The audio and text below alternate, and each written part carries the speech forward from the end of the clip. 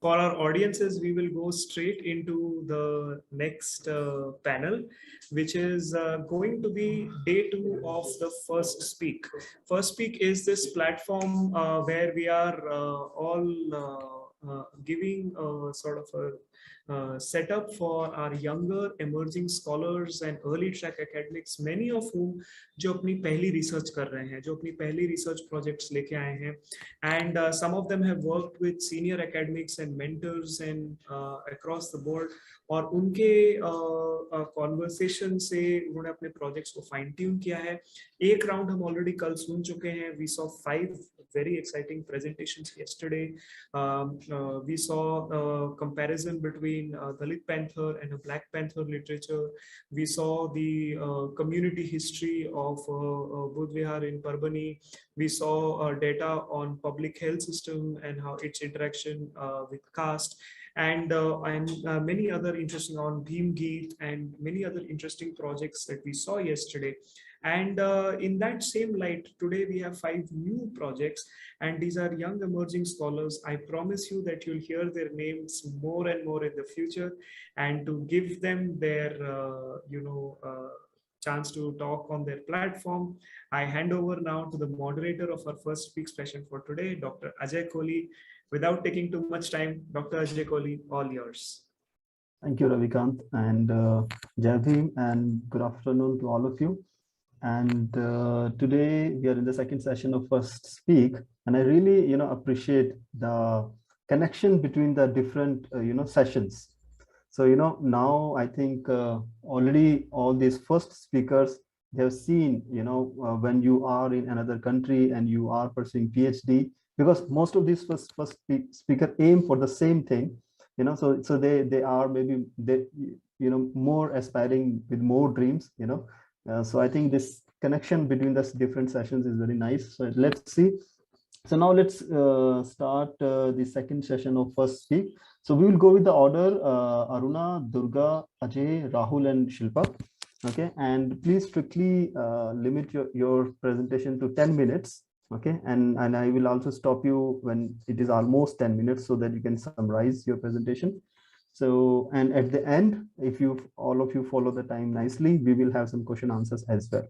Okay, so let's start with Aruna. So is Aruna there?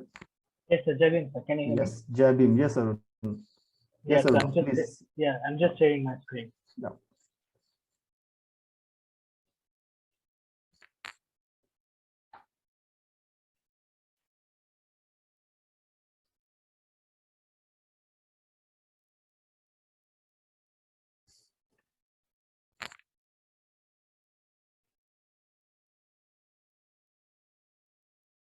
Is the screen visible, sir?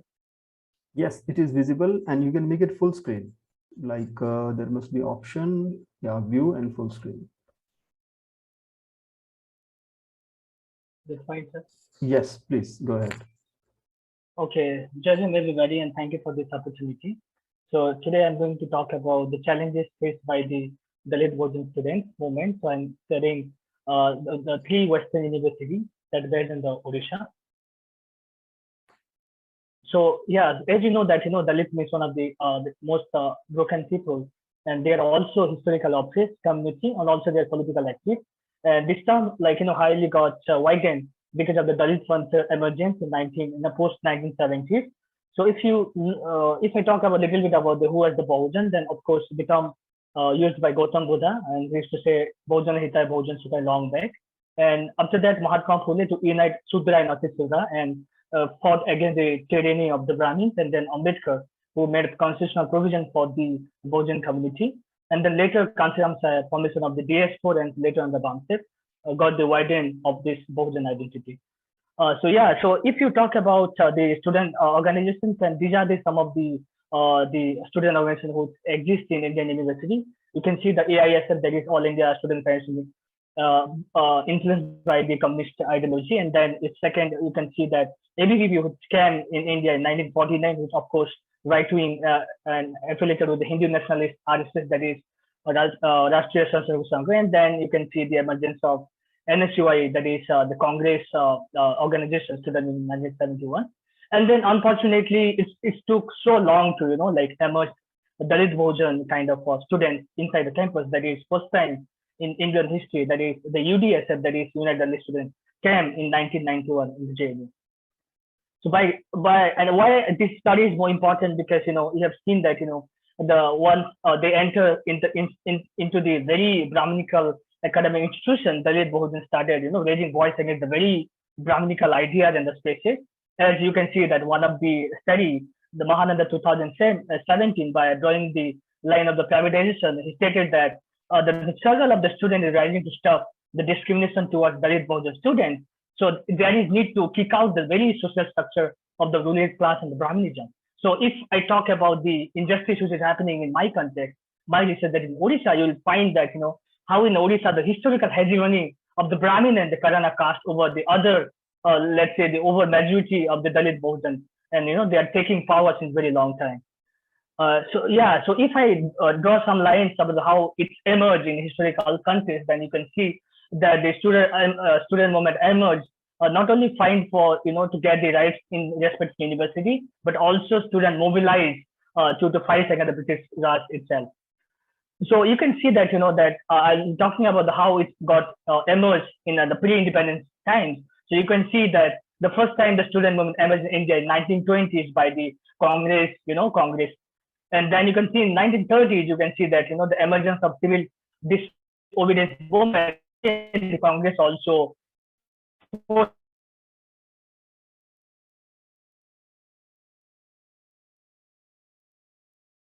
that is influenced by the Communist Party emerged in 1936, and after 1 year by the Muslim League, their student group came into force, that is the All India Muslim Student Forum.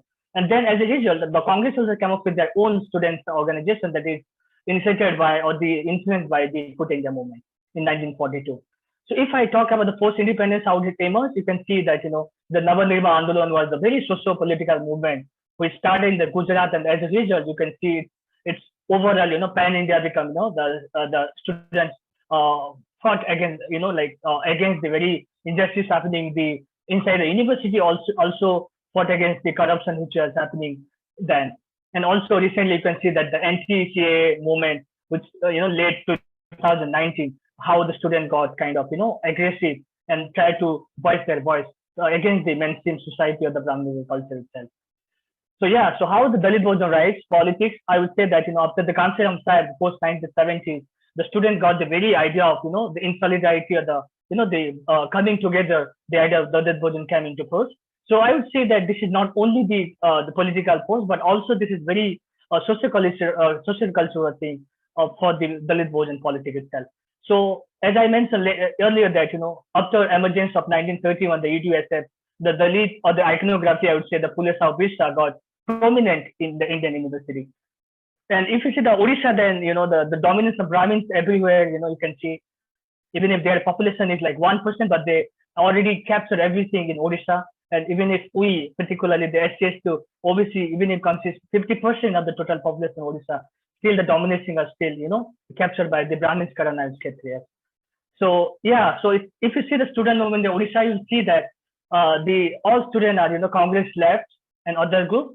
And if you see the leadership and the people who are walking on the ground are very present, like Dalit and Bahujan community. So if you see that the emergence of the Dalit Bahujan politics in Odisha, you'll find it's very historical relation from the Buddhism ancient Odisha while Ashok Sharma was there, and later you can see that Bhimabai cultural movement also after the emergence of the BSP movements, also emerging of socio-political Dalit Bahujan scholar or the organization also pushing and also giving ideas to emergence of Dalit Bahujan politics in Odisha. So the objective of the study is to this study I wanted to understand about the challenges faced by Dalit Bahujan in the university, and also investigate the internal and the external problems which they are going through while dealing in the organization.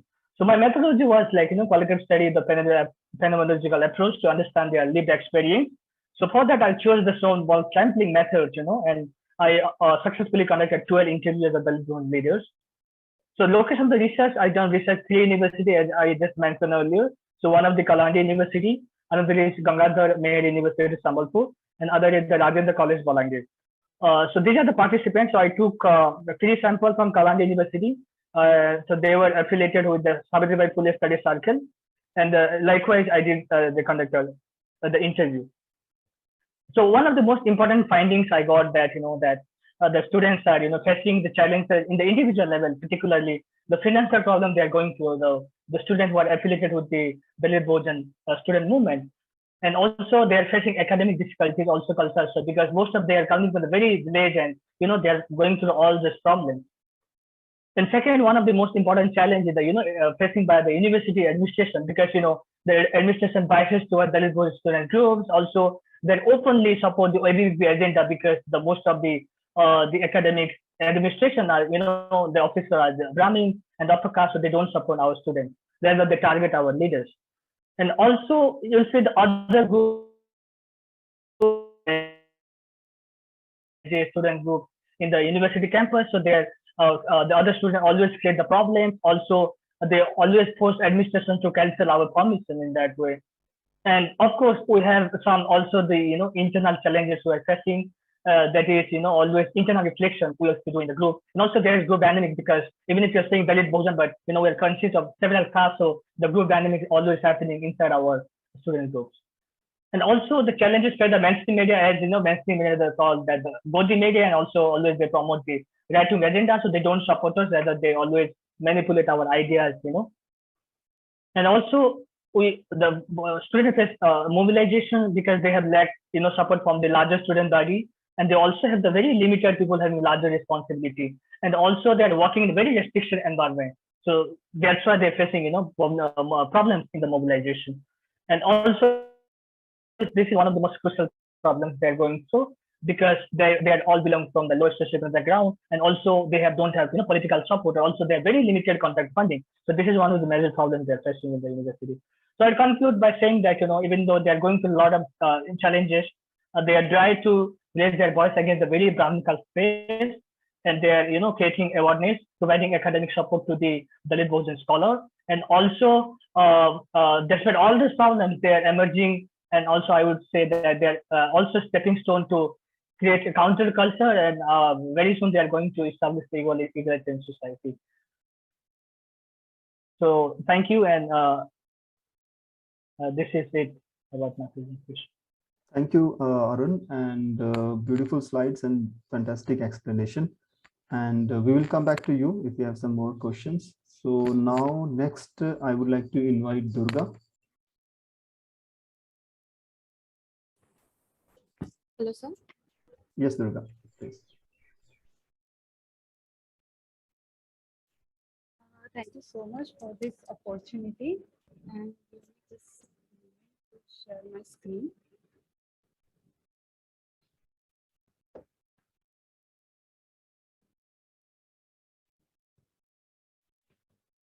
So before starting my presentation, I just want to give you first the name of my title that I want to study, that is Patriarchal Society, Correlation with Girl-Child Education to Father Conviction.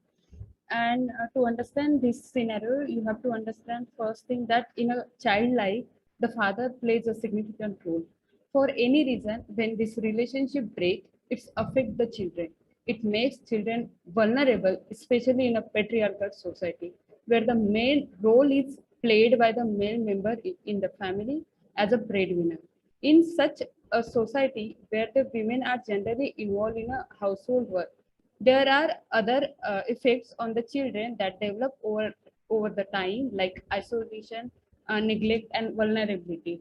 So this is the just background about my study, and furthermore, I want to tell you that like in family institution, every child need a safe environment.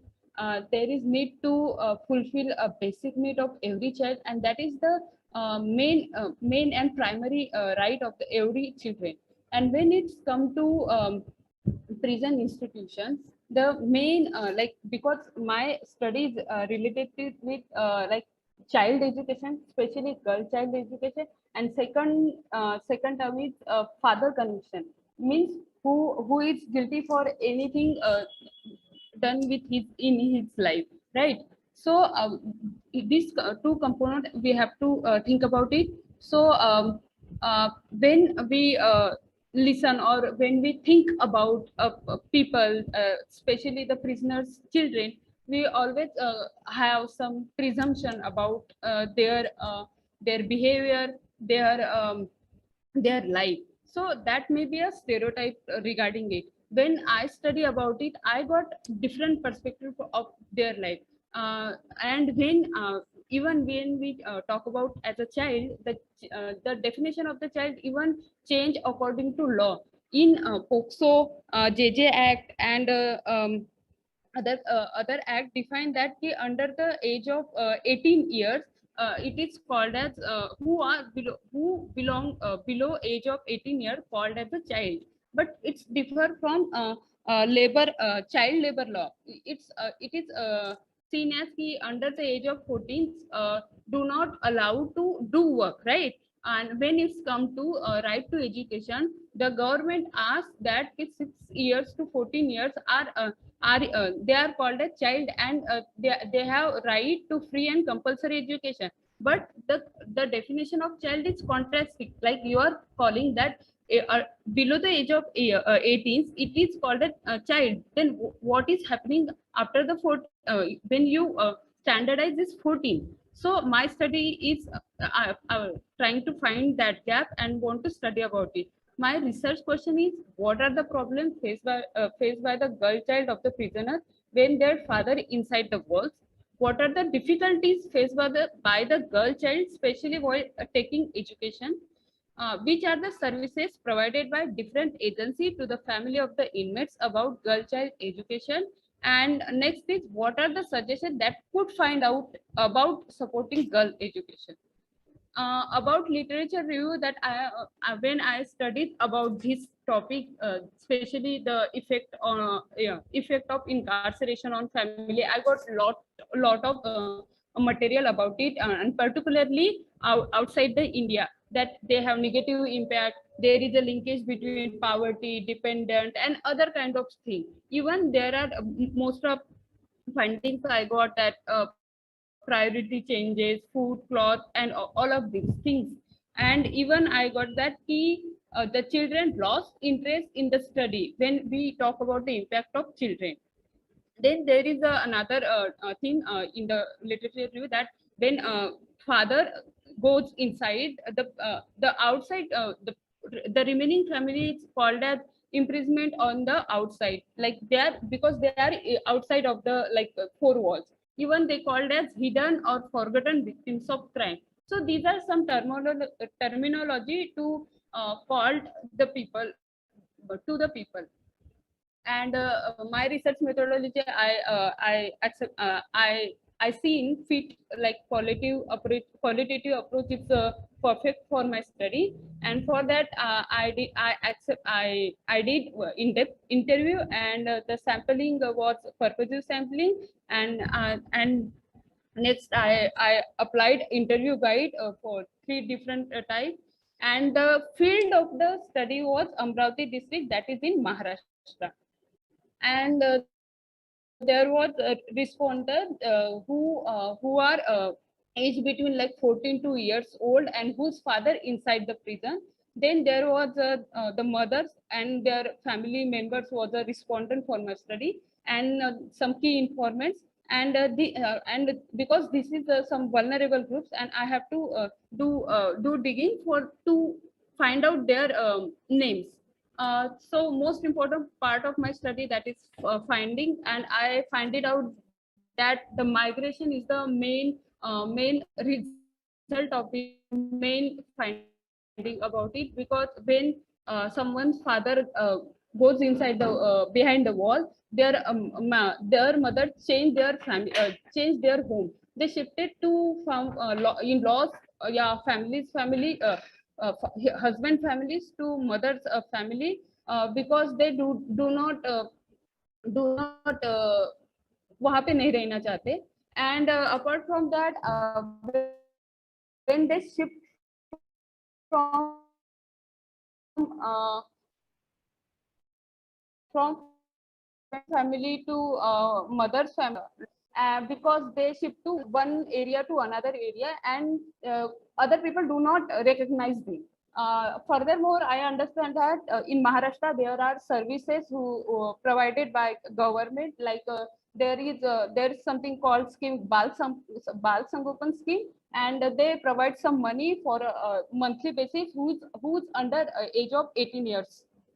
Then I understand like there is because the father goes inside, the whole family structure disturbs. So the family, the wife change her role inside the family, and whole family got changed. Even the priority of the family got changed, because the breadwinner not there to fulfill their other necessity. So like to stay at a safe house, to fulfill 2 times food, that's become a priority for their family. And other most important finding I got, that the marriage become a most important thing for a girl. Apart from taking education, be independent, be financially stable, this is not what I got while I was meeting with other women. Even the interesting finding was there that most of the families was belong to vulnerable background. They stay at mud house, which we called kacha makan. They were daily wage labor, and even they belong to like sub marginalized community. And they about their education, they all the girls were first generation learner, and their parents were studied after the primary or secondary school. And even mother want to daughter आगे पढ़ना चाहिए, but still because of their social and financial issue they could not afford to उनका मतलब वो नहीं संभाल सकते. And the most interesting thing that I got to know, that even their husband inside the wall, still the majority and the decision it's taken by their husband. And that is really important for women too, because they whatever happened in their family, they gone to straight to ask their husband. And like I had told here, my husband not allowed to me to do job outside. Like one of the women told me that कि उसके पति उसको नहीं मतलब allow नहीं करता बाहर जाके काम करने के लिए. So these are some findings that I got to know from my study. And there are some limitations like my study, because I choose just convict prisoners of daughter, and only I focused on girl education, and that is what like a limited area in Amravati district, and we can explore to other factors too. And in like about future direction, we can do for like boys to like this study can do for other sector like boys ke liye bhi. And because education is most important, and we never think that because of incarceration, father incarceration, the child can drop out from the school. This we never understand this scenario. In patriarchal society, this can happen, and this was really shocking finding for me. Ki in one family there were 6 girl child, and from that 6 girl child they left 3 child drop out from the school after 9th class. So like there are issue like related incarceration. I'm not trying to convey that punishment should be banned, but we have to understand कि वहाँ पे अलग कुछ चीजें होनी चाहिए जिससे ये चीजों को हम निकाल मतलब find out कर सके इसका solution. That's all. Thank you. Thank you. Thank you, Durga. And your study seems very promising because usually, once somebody got inside the jail, and especially that family is from a marginalized family background, then definitely it has very negative impact upon the family. And or इसमें बच्ची की गलती है, of course. I think Indian state should have some mechanism, or अगर हैं तो they should become more strengthened, so that उसका negative असर उनके बच्चों की पढ़ाई पे या हेल्थ पे और टोटल वेलफेयर पे नहीं पड़ना चाहिए. It looks like very promising study, and I think you should continue with it and get it published in a better place. Okay. So thank you, and now Definitely, we'll sir. go, and we go next to Ajay. Yes.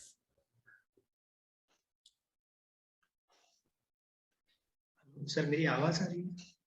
Yes, Ajay, मुझे आपकी आवाज आ रही है.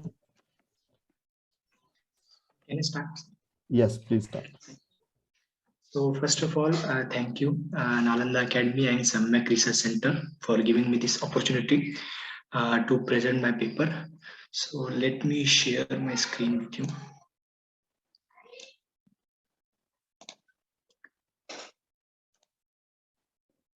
मेरी screen visible है sir? It is coming up. Second, yeah, it's there. Just make it full screen and Okay. Okay.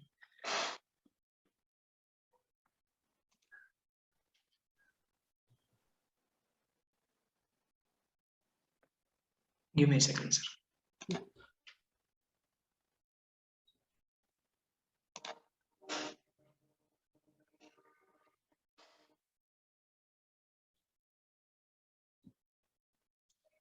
Yes, but please go ahead. Yes. So hello everyone, my name is Ajay Khairkar. I have MA in history from University of Hyderabad, and the title of my paper is Decentralization of Judiciary and Dalits in India.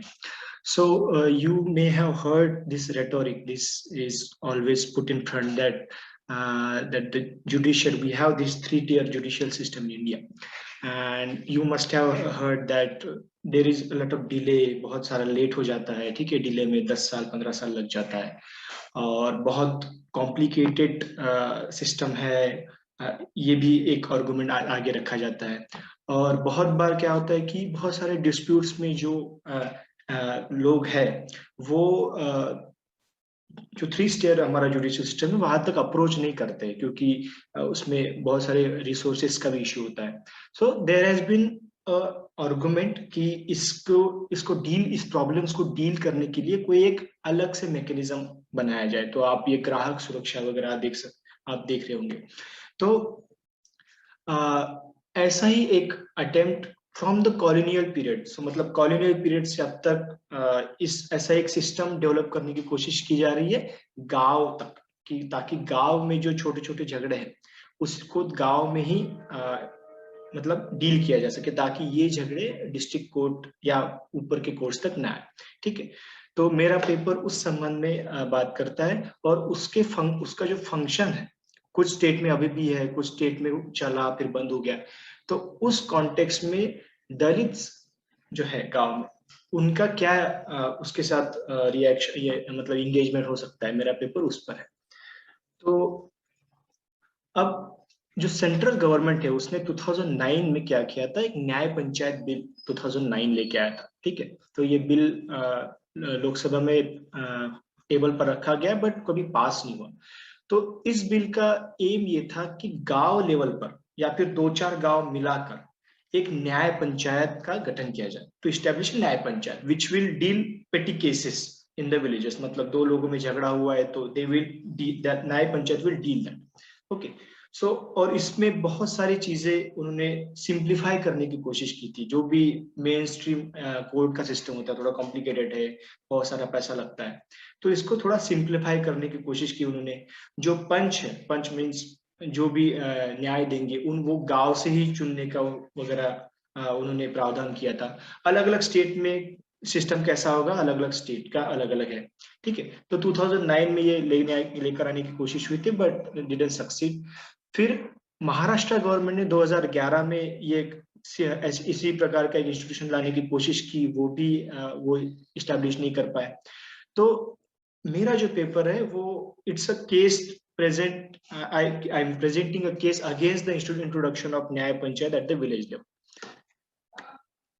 So paper शुरुआत में थोड़ा historical background देने की कोशिश करता है कि पंचायत का हिस्टोरिकली क्या रहा है फ्रॉम द एंशिएंट पीरियड. सो वैदिक पीरियड में ये सभाज एंड समितिज होती थी जो लार्जली कास्ट बेस्ड रूल्स को फॉलो करते हुए जस्टिस देने का काम करती थी। उसके बाद मिडिवल पीरियड में सभाज एंड समितिज थोड़ा वीकन हुई, थोड़ा कमजोर हुई because of the coming of the Muslim rule, ठीक है। और उसके बाद जब ब्रिटिश रूल आया तो ब्रिटिश रूल ने पुराने एंशिएंट जो पंचायत सिस्टम है उसको अपहोल्ड करने की कोशिश की, उसको इंपावर करने की कोशिश की ताकि उनको गांव लेवल पर एडमिनिस्ट्रेशन करने में आसानी हो, बट ये फिर भी प्रॉपरली इस्टेब्लिश नहीं हो पाया। फिर उसके बाद जब भारत आजाद हुआ और कॉन्स्टिट्यूशन असेंबली में ये बात आने लगी तो उस समय बहुत सारे लोग कांग्रेस से आए थे कॉन्स्टिट्यूशन असेंबली में, और बहुत सारे जिसको हम गांधीयन विचारधारा कहते हैं उसको फॉलो करने वाले लोग आए। तो एंड व्हेन द जब ये village centred political system establish करने की बात गांधीयंस करने लगे, ठीक है।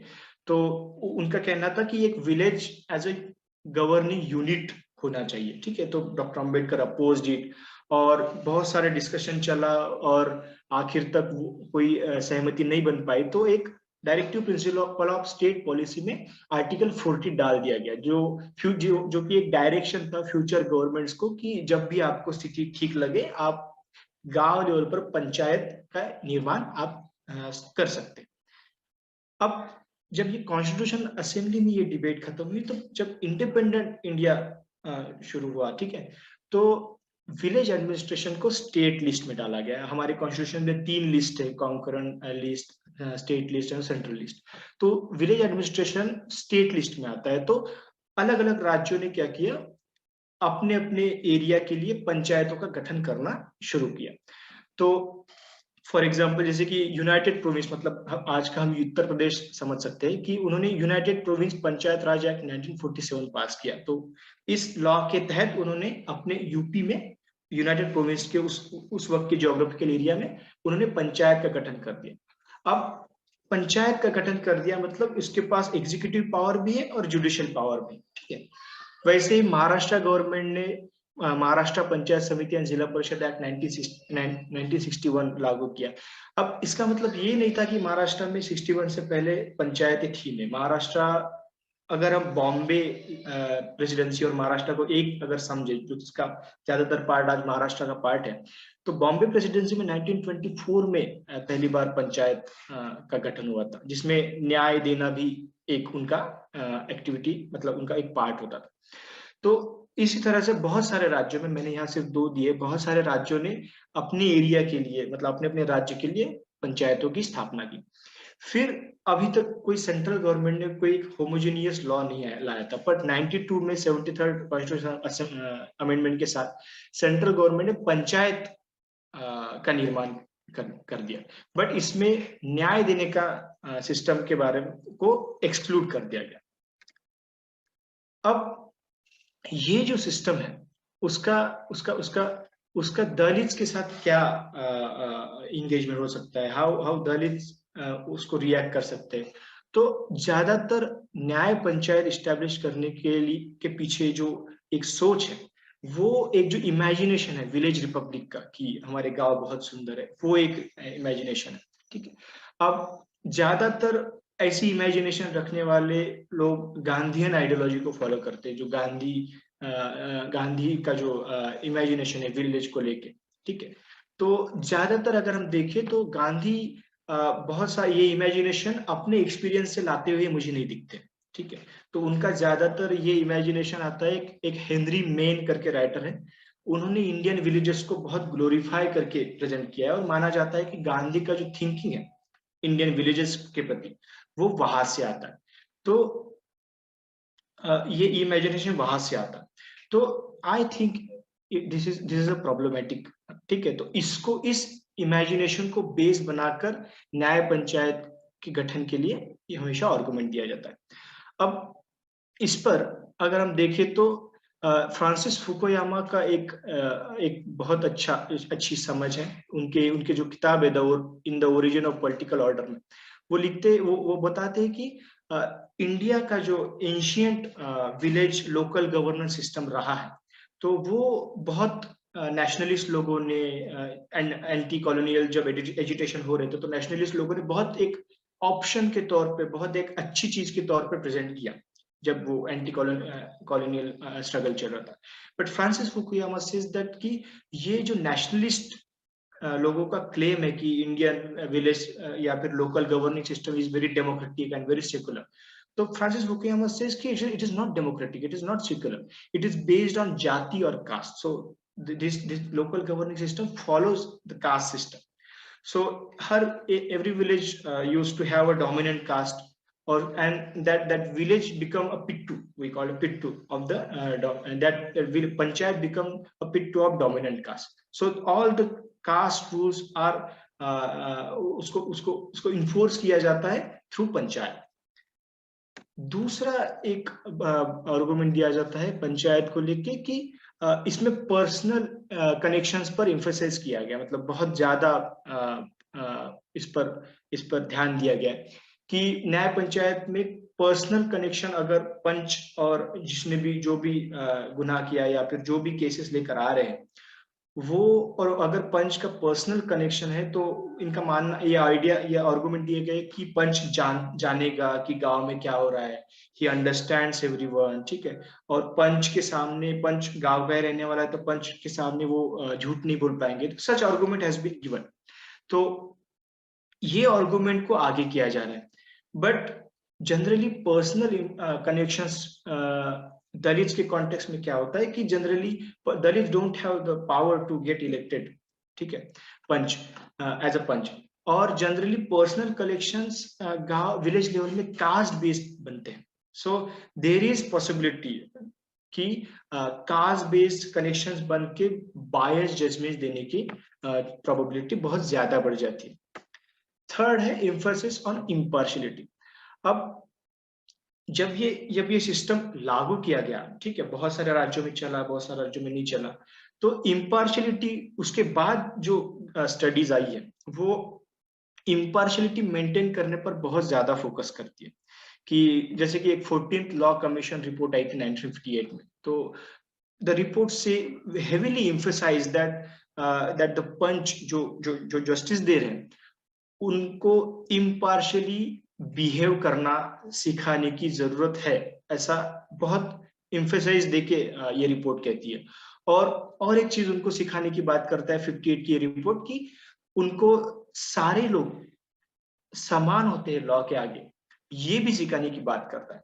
अब जब कोई दवाई देने की बात हो रही है, ठीक है, तो which means there is a problem, which we can assume that there is a problem of partiality, there is a problem of understanding everyone as equal. So what, तो मेरा रीजनिंग ये है कि क्या किस बेस पर विलेज में partiality हो सकती है, तो caste can be a issue, caste can be a base on जिसके बेसिस पे इम्पार्शियलिटी हो सकती है। फोर्थ है इनफॉर्मल प्रोसीजर। सो न्याय पंचायत में इनफॉर्मल प्रोसीजर्स पर बहुत ज्यादा ध्यान दिया गया है, क्योंकि उनका एक आर्गुमेंट है कि जो मेन स्ट्रीम कोर्ट्स हैं वो बहुत कॉम्प्लिकेटेड प्रोसेस होती है, वकील वगैरह होते हैं, बहुत सारा मॉनिटरी से बहुत सारा पैसा लगता है, और कॉम्प्लिकेटेड सिस्टम होने की वजह से गांव का आदमी वहां तक रीच नहीं कर पाता। But another problem is this कि अगर आप कोई न्याय पंचायत में कोई फॉर्मल स्ट्रक्चर, क्या क्या मेथड्स होंगी जस्टिस डीलिंग करने की वजह से, क्या क्या बेसिस होंगे, क्या क्या रूल्स होंगे, ये बिल्कुल डिफाइन नहीं किया गया। और जनरली क्या होता है कि अगर आप कोई डिफाइन नहीं करते हो तो लोकल कस्टम्स इंसर्ट हो जाती है, ठीक है। तो आप बाकी चीजों में भी देख सकते हैं कि पुलिस सिस्टम में इतना फॉर्मली सब सिस्टम्स इस्टेब्लिश किए गए, ठीक है, ऑन बुक, बट स्टिल बहुत बार लोकल ट्रेडिशंस और लोकल कस्टम्स उसमें इंसर्ट हो जाते हैं और उसके मिक्सचर के साथ वो इंस्टीट्यूशन चलने लगता है। तो न्याय पंचायत में क्या किया गया कि ये प्रोसीजर बिल्कुल ही इस्टेब्लिश नहीं की गई, प्रोसीजर लोकल जो है, जो चला रहे उनके हाथ में दी गई है।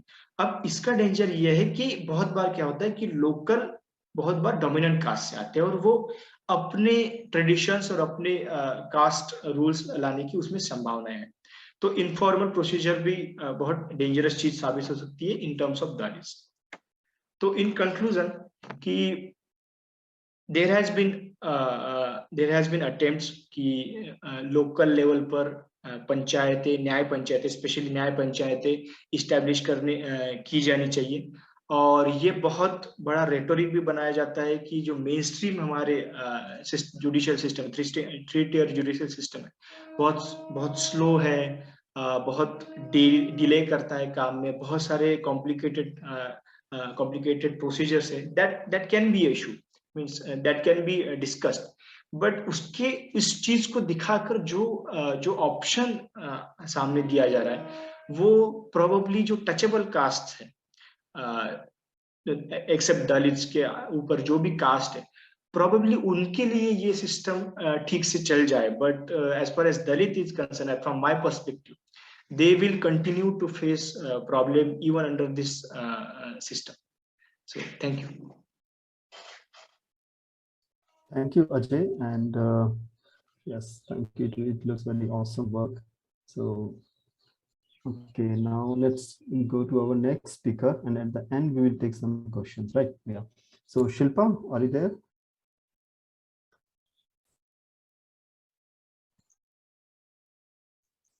So, am I audible? Yes, you are audible, Shilpa. Hi, sir. Good afternoon. Jai Bhim, good afternoon. Yes. Just share my screen.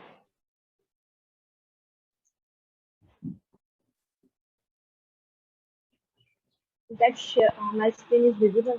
Yes, yes. So, good afternoon, everyone. I'm Jai Bhim, and thanks for this opportunity to present my paper, which was I just write it. So, my paper name is Farmers and Financial Instrument and Dollar Dialogues, Co-Dependence, and Exploratory Study from the Rural Vidarbha. So, in that it include the farmer and financial instruments, which means farmers take the lot of loans from that different types of financial instrument, and it correlately depending upon that loan and each other. And this study is from the Vidarbha. So my paper was in first part is the introduction, second is research problem, then literature view, and methodology and sample, and then finding. So just introduction in that we know that the we still say that the India is the agriculture country. So most of the people is depending upon the agriculture, and we know about the 70% of rural 70% of people live in the rural areas and mostly work in a farming, and these mostly like some people doing the farming, or some are just working on that daily basis. So in that there is a provide of that crop credit financing, or is the really the solution, or is a problem for that farmer, because crop trading is a liability on that farmer, because it is a kind of a it is a kind of a liability, because they after sometimes they pay the after sometimes they pay that loan with the interest. That was that the crop financing is a question and is a solution.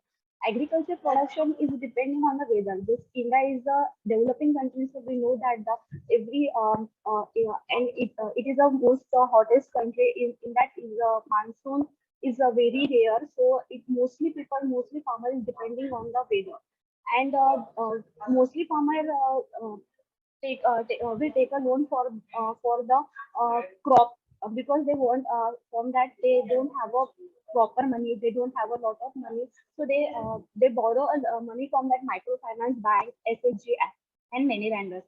So credit finance may affect the farmer productivity, because they will have a lot of challenge if they not get a proper crop, and how they fed how they कैसे वो फेडेंगे अपना loan बाकी के लिए.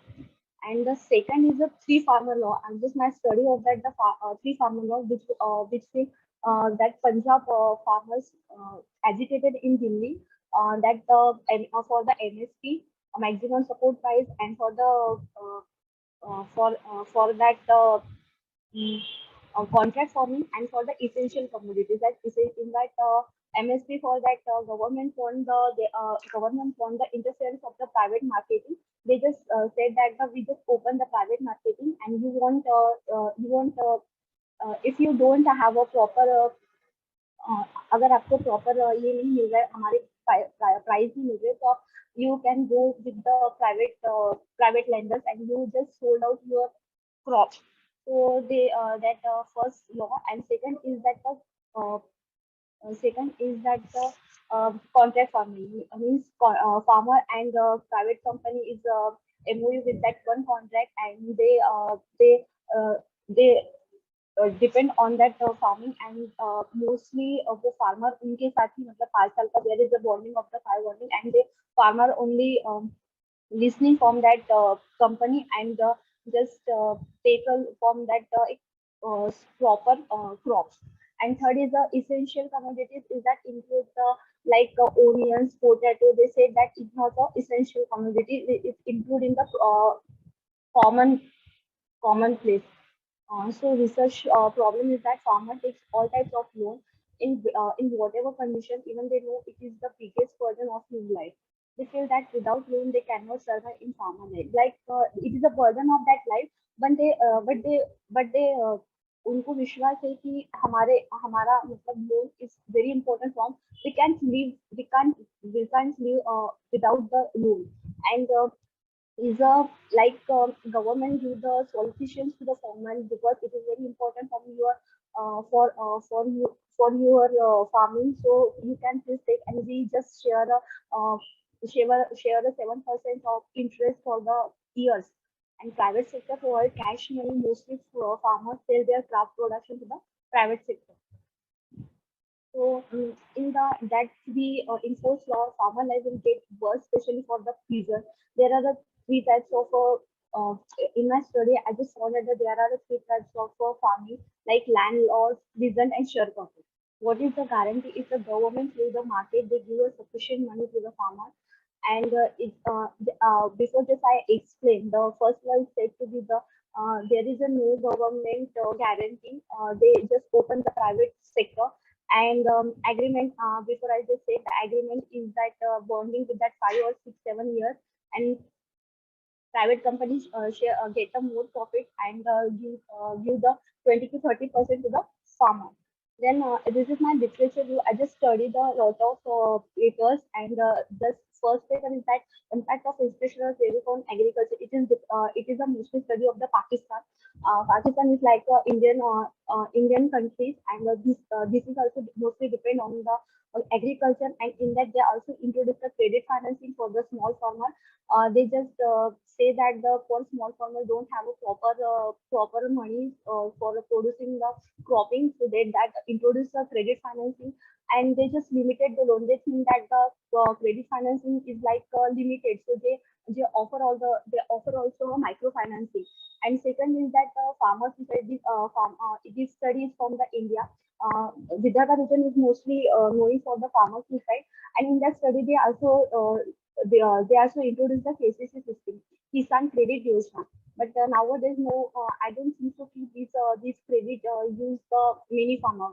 Then third is the loan waivers and credit deflation. In that, the author said that loan waiver is a burden for the farmer, but sometimes is the farmer being habited for the loan waiver, because the government after 10 years they just saving the loan, and mostly farmer depending on that. And the third is that the crop price identifying the loans for farmers. Actually, there is a loan will be a burden in that thing. Mostly farmers thinking that the loan is a burden, but they also get the loan. Could not borrow the capital. Sometimes the farmer not borrow the capital, but they borrow not from the government, but as a private sector, they borrow the loan. Agriculture input technology. In that, there is a agriculture input technology changes and technical efficiency. Is a we know the agriculture is the important part of the economy. So in that, they provided the technical efficiency and credit agriculture sector increase. For that the economy they thinking that the agriculture sector just to provide the credit financing, and because of that agriculture sector is increased. against the 3 N. These are about the contract farming and the that the MSP price. I just take the methodology. I just take a three villages from the Wardha district, two from the Devli block and one from the Wardha block, and I just guessed there is in the Savangi. This my first village is the Savangi area. There was a 160 household and 95 households doing the farming, and in that I just show that the sample taken.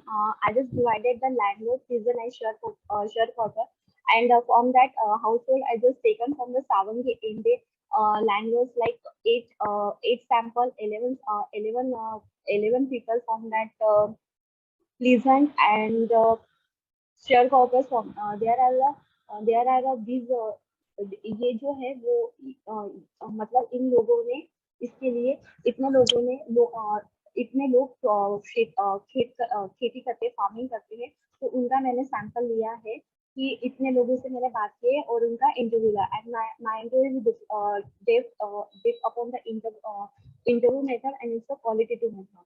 And second is a Dapuri village. There are the 260 households, but only 200 households can doing the farming, and in Kerala 290 households and doing the 215 households the farming.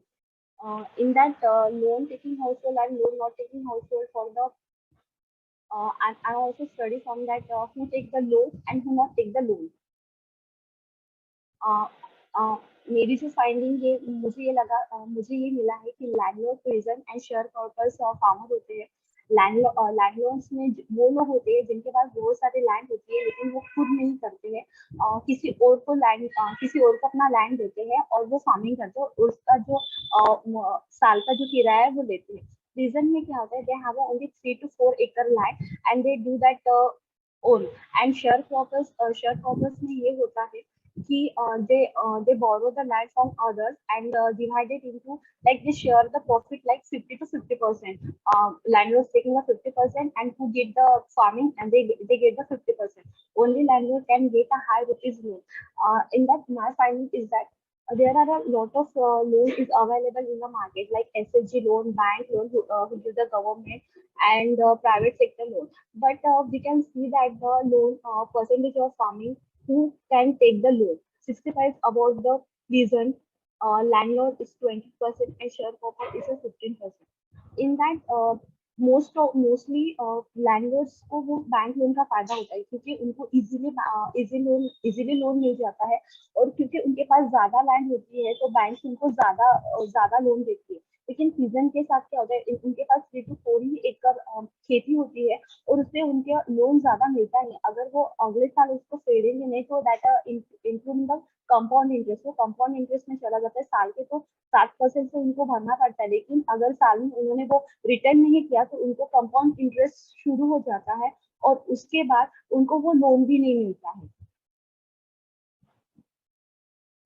In that percentage of bank landlord को कितना percent loan मिलता है, pleasant को कितना percent मिलता है, और basic loan is that basic loan वो होता है जो इसमें बहुत ज्यादा लोन शेयर प्रॉपर से आप प्रेजेंट हो चलते हैं, लेकिन ये बहुत बर्डन होता है क्योंकि इसके हफ्ते चलते हैं। अगर आप 20 और 30,000 अगर लोन लोगे तो वो लोन आपका 7% 8% से होता है, और आपको वो वीकली लोन वीकली लोन फेडना पड़ता है कंपाउंड सिंपल इंटरेस्ट के साथ। अगर आप नहीं दे रहे हो तो उसका आपको अगले वीक में कंपाउंड इंटरेस्ट देना पड़ता है। बेसिक लोन इसमें मिलता है कि आपको वीकली वो लोन देना ही पड़ेगा। अगर आप नहीं दोगे तो आपका कंपाउंड इंटरेस्ट होगा। तो इसमें फार्मर्स क्या करते हैं कि मुझे तो बेसिक लोन देना ही देना है, तो इसकी वजह से वो प्राइवेट लैंडिंग लेते हैं, मनी लेंडर से पैसे लेते हैं जो बहुत ज्यादा इंटरेस्ट हाई करते हैं, और इसमें सबसे ज्यादा नुकसान प्लीजेंट और शेयर क्रॉपर्स का होता है, क्योंकि लैंडलॉर्ड के पास ऑलरेडी उनको बैंक लोन बहुत ज्यादा मिलता है और उनके पास तो ऑलरेडी पैसे होते हैं कि वो अपना इंटरेस्ट रेट 7% से गवर्नमेंट को दे दे। लेकिन शेयर क्रॉपर के पास कुछ चांस ही नहीं होता है, क्योंकि उनके पास खुद की अपनी लैंड तो होती नहीं है, जिसकी वजह से वो लैंड शेयर करते हैं और इसमें उनको तो बैंक लोन मिलता नहीं है। और जो लोन देते हैं वो बेसिक लोन देते हैं और माइक्रो फाइनेंस का लोन देते हैं। माइक्रो फाइनेंस वो बहुत ज्यादा परसेंट पे देते हैं, तो इसमें बहुत ज्यादा नुकसान प्रेजेंट और शेयर प्रॉपर्टी का होता है, लैंडलॉर्ड का इसमें बहुत ज्यादा फायदा होता है। And that about the farm नाम, इसमें Shilpa, मुझे जो देखा, Shilpa, I would like to just please take a few minutes more and summarize your findings, because you have one more session just lined up next to it. In that I just मैंने यहाँ पे देखा है कि वर्धा में बहुत लोगों को फार्मिंग मतलब ये एक्ट के बारे में पता, मतलब जो प्रोटेस्ट चल रहा था उनके बारे में पता था कि प्रोटेस्ट चल रहा है, लेकिन किसके लिए चल रहा है, क्या चल रहा है पता नहीं, लेकिन फार्मिंग कर रहे हैं तो वो हमारे लिए बहुत अच्छा है, बस इतना था। तो ये मेरी जस्ट फाइंडिंग थी कि सिर्फ अवेयर है, अवेयरनेस सिर्फ 18% हो कि हाँ चल रहा है भाई, मतलब एजुकेशन हो रहा है। 30% उनको कुछ पता था कि एमएसपी के लिए चला, और 51% को लोगों को पता ही नहीं था कि क्या हो रहा है। Thank you sir. Okay, nice. So you were about to finish, so anyway, thank you. Right. So we have seen fantastic presentations from our first-time researchers, and I would like to thank you, Aruna, Durga, Ajay, and Shilpa, for presenting their research work here. And of course, I think most of these are work in progress, and you will improve this work with the help of your mentors and your own, regular teachers, so that you can publish them in better platform. And if Ravikant sir, if you have some questions through WhatsApp, can we check if you have some questions? No, we don't seem to have questions on the YouTube link that we are seeing. Also, we are like a little behind schedule and we have a long session coming up. So we can kind of thank our scholars here and kind of move on if that is a option. Yes, that would be good. So thank you everyone for presenting your work here, and and we'll meet in the next session at 4:30, and that session, in that next session, we'll be meeting with different educational groups who are working in India, so that more and more Bahujan students can become part of research and academic work. So do not miss that, and we will join at 4:30 again. So thank you to the whole team.